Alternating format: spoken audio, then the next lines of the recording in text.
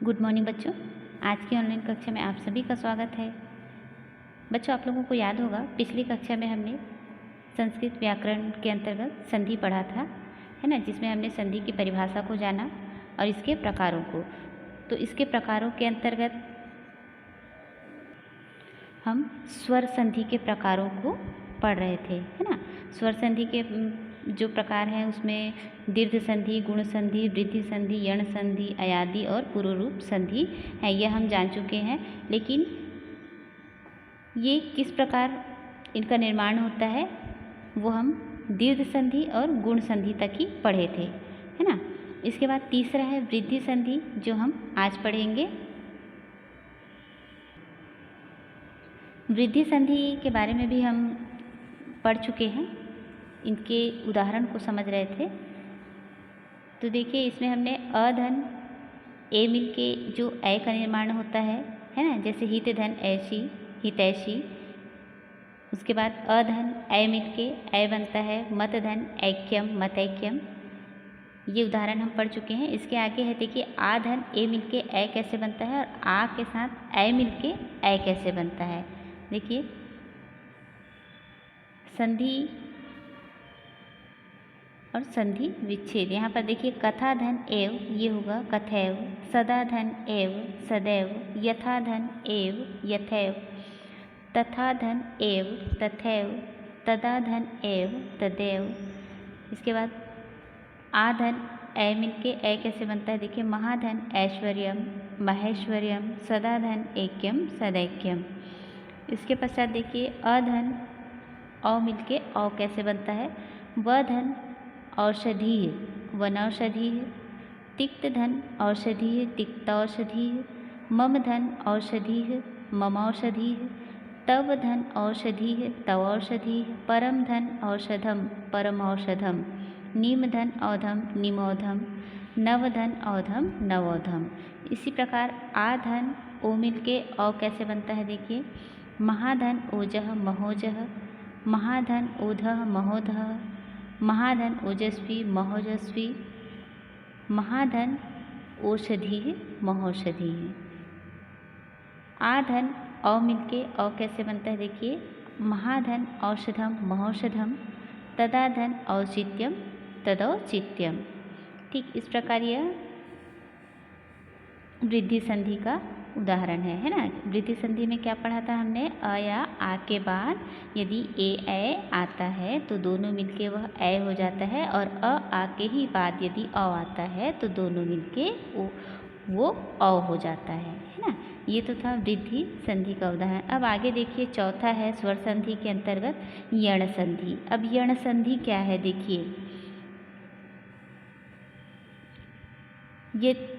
यदि ई, उ और री, है ना, यानी कि छोटा ई, बड़ा ई, छोटा ऊ, बड़ा ऊ और छोटा री के साथ बड़ा री तथा री, है ना, के सामने या बाद में इनमें से कोई भिन्न मतलब कोई अलग दूसरा स्वर आता है तो ये ई के स्थान पर य हो जाता है। ठीक है, ई के स्थान पर य हो जाता है और उ के स्थान पर व हो जाता है, और री के स्थान पर र तथा ली के स्थान पर वह ल हो जाता है ना। जैसे कि देखिए, यहाँ पर दिया हुआ है, नीचे दिया हुआ है, जैसे कि ई धन कोई भी भिन्न स्वर यहाँ पर लिखा हुआ है। यदि ई के बाद कोई भिन्न स्वर है ना, यदि ई के बाद या उ के बाद या री के बाद या री के बाद कोई भिन्न स्वर, कोई अलग स्वर आता है तो यदि वहाँ पर पहले पद में ई रहेगा और दूसरे पद में कोई भिन्न स्वर रहेगा तो वह य हो जाता है। ठीक है, उसी के बाद यदि उ हो, है ना, उ हो या ऊ के बाद कोई भिन्न स्वर आता है ना, तो वह व बन जाता है। ठीक है, और री के बाद यदि कोई भिन्न स्वर आता है तो वह र बन जाता है। ठीक है, उसी प्रकार री के बाद कोई भिन्न स्वर आता है तो वह ला बन जाता है। ठीक है, यहाँ पर सबसे पहले ध्यान देने वाला बात यह है, जो यण संधि में इसकी जो परिभाषा दी गई है ना, वो आपको ध्यान से पढ़ना है ना, तभी वो आपको समझ में आएगा। देखिए, यदि ई है ना, यदि ई ऊ और री के सामने है ना, यदि देखिए यहाँ पर ई और ई, ठीक है, ऊ और बड़ा ऊ, साथ में री और बड़ा री, है ना, इनके सामने यदि कोई भी भिन्न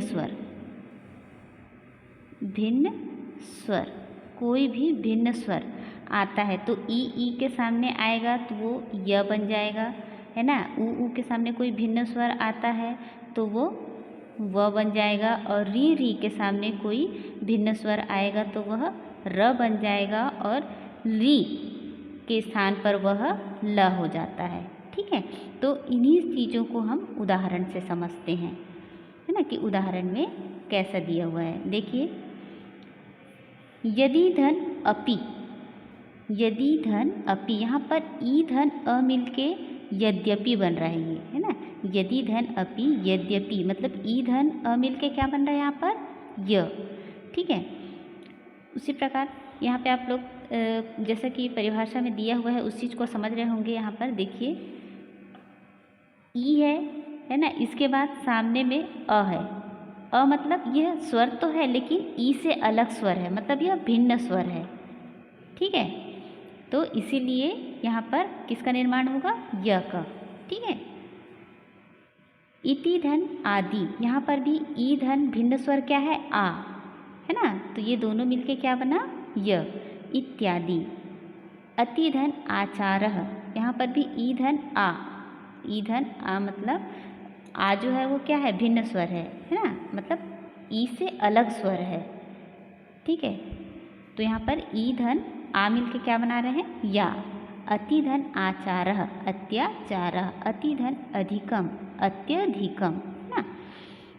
इसी प्रकार अति धन अंतः अत्यंतः, अभिधन अर्थी अभ्यर्थी, प्रतिधन एकम प्रत्येकम, उपरि धन उक्तम उपर्युक्तम, अपिधन एषः अप्येषः, अपिधन एवं अप्येवं, ठीक है। इसके बाद ई के बाद यदि कोई भिन्न, अभी हमने छोटी ई के बारे में पढ़ा है ना, कि छोटी ई के साथ यदि कोई भिन्न स्वर आता है तो किस प्रकार यह बनता है। और उसी के बाद देखिए, बड़ा ई के साथ यदि कोई भिन्न स्वर आता है तो क्या होगा, सुधी धन उपास्यः सुध्युपास्यः, ई धन ऊ मिलके क्या बना रहे हैं, यहाँ पर यू बना रहे हैं, ठीक है। यह बन रहा है, साथ में ये ऊ की मात्रा इसलिए बन रही है क्योंकि यहाँ पर ई है, ठीक है। देवी धन उवाच देव्युपाच, नदी धन एषः नद्येषः, जननी धन आदेशः जनन्यादेशः, नदी धन आवेगः नद्यावेगः। इसके बाद ऊ के साथ कोई भिन्न स्वर हो तो वह व बन जाता है ना, ऊ को छोड़कर। देखिए, अनुधन अयः अन्वयः, सुधन आगतम स्वागतम, सुधन अल्पः स्वल्पः, अनुधन एषणम अन्वेषणम, गुरुधन आदेशः गुरुवादेशः, अनुधन इति अन्विति, मधुधन अरि मध्वरी, साधुधन आचरणम साध्वाचारणम, साधुधन आत्मा साध्वात्मा, भानुधन इति भान्विति। ऊ के बाद यदि कोई भिन्न स्वर आता है तो वह व बन जाता है। देखिए कैसे, वधुधन आज्ञा वध्वाज्ञा, वधुधन आदेशः वध्वादेशः, चमूधन आगमनम चमुआगमनम, चमुधन अत्र चमुअत्र, भूधन आदि भ्वादि। अब री के बाद यदि कोई भिन्न स्वर आता है तो वह र बन जाता है। देखिए, मातृधन आज्ञा मात्राज्ञा, मातृधन आज्ञा मात्राज्ञा, पितृधन आज्ञा पित्राज्ञा, पितृधन उपदेशः पितृपदेशः, मातृधन उपदेशः मातृपदेशः, भातृधन आदेशः भात्रादेशः, पितृधन अंशः पितृंशः, धातृधन अंशः धात्रंशः, होतृधन अर्थम होत्रार्थम, ठीक है। यहाँ पर री धन कोई भी भिन्न स्वर मिलने से वह रा, रू, रा, र इस प्रकार बन रहा है ना। इसके बाद री के बाद यदि कोई भिन्न स्वर आता है ना, तो वह ला बन जाता है या ल बन जाता है। देखिए री धन आकृति है, लाकृति है, री धन आकारः राकारः, री धन आवृत्ति है, लावृत्ति है, ली धन आवर्णम लावर्णम, ली धन आकारः लकारः। ठीक है, तो इस प्रकार यह तो हुआ यण संधि, है ना। इसके आगे है यण संधि के आगे है अयादि संधि। अयादि संधि हम अगली वीडियो में समझेंगे। आज के लिए इतना ही।